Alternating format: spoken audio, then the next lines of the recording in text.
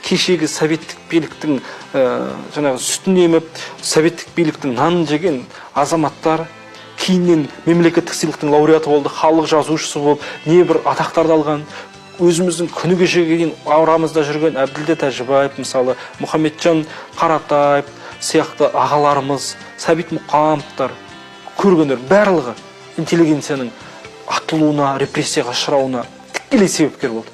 Мысалы, Әліби Жангелдинді біз адақта қатты құрметтейміз. Ол Қызыл керуеннің басы деп. Сол Әліби Жангелдин 64 жастағы Байтұрсынұлын 71 жастағы шал болған Әлихан Бөкейханның өліміне тікелей себепкер болды ғой. Неге соны айтпаймыз мысалға? Әлиханнан ұрпақ қалған жоқ, Ахметтен ұрпақ қалған жоқ, Міржақыптан ұрпақ қалған жоқ, Шыңғысов деген болды, Тұңғашин дегендер болды. Олардың әлі ұрпақтары бар. Шәкәрімді 73 жасында атып тастаған Абзал Қарасартов деген кісі болған. Ұрпақтар әлі бар. Ұлттық қауіпсіздік комитетінде түрлі жерлерде қызмет етіп отыр. Жоқ, неге біз олар көрсетпейміз мысалға? Мен әлі түсіне алмайтын. Досып деген болған. Біздің қайраткерлердің бәрінің төбесін арыз жазып анонс жіберген. Мысалы, Барлыбек Сырттанның архивімен танысқанда, бұрын Барлыбек Сырттанұлы 1914 жылдың 26 қарашасында туберкулезден қайтыс болған дейді. Жоқ, кейін архивтен таптым, Михаил Фольбаум деген генерал болған, осы Жетісу әскери облыстық. Сол генералдың тапсырмасымен Барлыбек ату жазасына кесілген. Ең алғашқы құрбан Барлыбек. Ал Барлыбектің өліміне тікелей себепкер болған Жайық деген өзінің қатарлас жүрген азаматы, осы Матай елінің руласы Барлыбектің жақын айтқанда. Бірақ ол полиция жандармының агентурасы болған тыңшы ретінде. Оның Қара деген псевдонимі болған. Сол Қара деген атпенен Барлыбектің төбесін арыз жазып отырған мысалға. Сол сияқты совет заманда Ильяс Жансүгіровтің жазушылар одағының төрағасы болып, билікке келіп, қазақ жастарын қызметке алып, оқи алмай жүрген жігіттерді оқытып, ауыздарына жаңағы қолдарын емін-еркін жететіндей жағдай жасады. Соның біреуі Мұхамеджан Қаратаев болған. Оны Қазақ әдебиеті газетіне жауапты хатшы қылып қызметке алды. Бірақ Мұхамеджан Қаратаев Ильяс Жансүгіровтің төбесін арыз жазды, Ильясты соттатты. Ал кейін Фатиманың аяғы ауыр 37 жылы Болатты өмірге әкелейін деп жүрген кезде, Фатима Гүлжамал Бейімбеттің әйелі үйіне келе жатқан кезде, Ильястың үйін бүкіл дүниесін далаға лақтырып Мұхамеджан жүр екен. Ой, қайным-ау, мұның не дегенде, сенің күйеуің халық жауының әйелі, бұл үйде тұруға хақы жоқ, бұл үй енді менікі деп аналарды үйден қуып шыққан. Сол кезде ең ауыр үлкен диванды Гүлжамал мен Фатима көтеріп тұрғанда, ана ауыр диванды көтерім деп Фатима толғағы жетпей, мерзімінен бұрын Болатты көшеде туып қойған сәттер болған. Оның барлығы күнделікте естелікте жазылды. Сондықтан болашақта біз Алаштың мемуарлық, эпистолярлық құжаттарын сол сәтпен, сол күймен, сол қалпында сөйлетуіміз керек архивті. Сонда ғана біз ұлттық рухы мықты ел боламыз. Біз бұл жерде анау сатқын болды, мынау жауыз болды деп емес, тарихқа шынайы көзбен қарауымыз керек.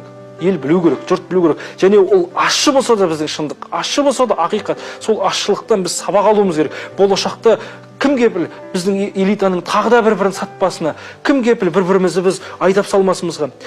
Мына Екатерина патша билегенде қатын патшаның саясаты қазақтарды сексеуіл сияқты бір-біріне ұрда жақ, сонда бұлардың алауыздық туат деген. Сол саясатпен бізді совет өкіметі де құртты, патшалық билік те құртты. Сол саясаттың кесірінен біз рулық ауруға ұшырадық. Мына трайбалистік жасыратын жоқ. Бүгінгі қоғамда да трайбалистер бар. Болат, Сыбат, Брат деген қоғаммен өмір сүреміз. Сондықтан Алаш заманын қайтару үшін осы рулық, жершілік, жікшіліктен арылуымыз керек. Оны бізге сіңіріп кеткен советтік идеология.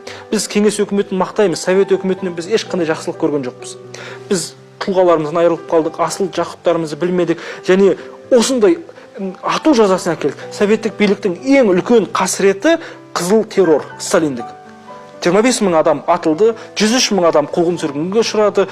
Алжирде, Карлакта, Гулакта қаншама Алаш қайраткерінің әйелдер отырды, сотталды, атылды, балаларының бәрі жүрді. Ал ол лагерден аман есен келгені түрлі ауруларға ұшырап, психикалық жағдайда өмірден күйзеліп өтті. Ал олардың ұрпақтары қандай болады? Мықты еді. Біз көксүт қалдық. Ал көксүт қалғаннан кейін көксүтті не газға қойып, пешке қойдан қайтып қаймақ шықпайды. Өйткені қаймағын қалқып алған. Көксүт болғаннан кейін біз бүгежек болдық, жалпақ болдық. Бүгінгі аға буынның жағымпаз болатын болса, кейінгі буынның жалтақ болатын болса, ол соның салдары. Деректерді қайдан алдыңыз? Мысалы, мен 17 жасымнан бастап архивке кіріп көрдім. архивтің шаң басқан архивінде жұмыс істедім. Сода мынау демікпені жоқ тұрдым. Демдетпей қалатын сәттер болды. Өйткені шаң тозаңмен жұмыс істегеннен адамның организмі әлсірей бастайды. Сол архивте отырып жылаған сәттер өте көп болды деп айттым. Өйткені қазақтың тұлғаларының байланысы атылған. Мысалға Алматыдағы орталық архивтің 64-ші, 25-ші, 18-ші фондтары бар. Бұл фондтар өте ауыр фондтар. Совершенно секретных деген документтер берілген.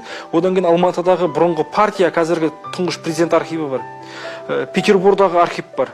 Одан кейін Москвада Гаров деген архив бар. Ресей Федерациясының бас архиві. Одан кейін Мәскеудің жанында Химки деген қала бар. Онда құпия архив сақталған, әскери архив. Соның барлығын көрдім. Алаш заманының, советтік қайраткерлердің атылуы. Сол архивтерде анық шынайы жазылған, бір-бірінің төбесіне жазылған доностар, бірін-бірі қорғындаған, бірін-бірі құлатқан, бірін-бірі өлтірген замандар. Тіпті мен жақында Ильяс Есенберлиннің архивімен жұмыс істедім. Сонда таң қалдым. Ильяс Есенберлин,